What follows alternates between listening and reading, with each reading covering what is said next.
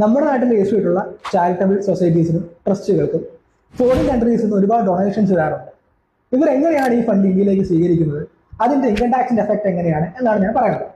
Foreign donation ആയതുകൊണ്ട് തന്നെ ഇതിനെ കൺട്രോൾ ചെയ്യാനായിട്ട് ഇന്ത്യ ഗവൺമെന്റ് ഒരു സെപ്പറേറ്റ് ആക്ട് തന്നെ ഫോം ചെയ്തിട്ടുണ്ട്.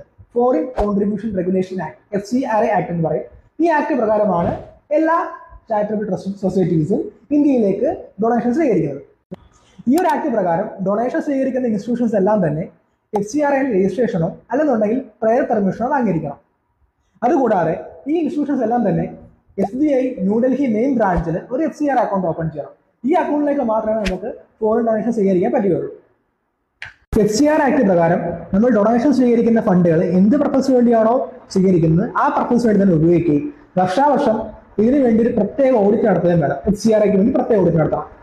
ഇങ്ങനെ ഡൊണേഷൻ സ്വീകരിക്കുന്ന ഇൻസ്റ്റിറ്റ്യൂഷൻസ് ഇൻകം ടാക്സിലെ 12 രജിസ്ട്രേഷൻ ഉള്ളതാണെന്നുണ്ടെങ്കിൽ അവർക്ക് ഈ ഡൊണേഷൻസിനൊന്നും ഇന്ത്യയിലെ ടാക്സ് അടയ്ക്കേണ്ടിയും വരുന്നില്ല.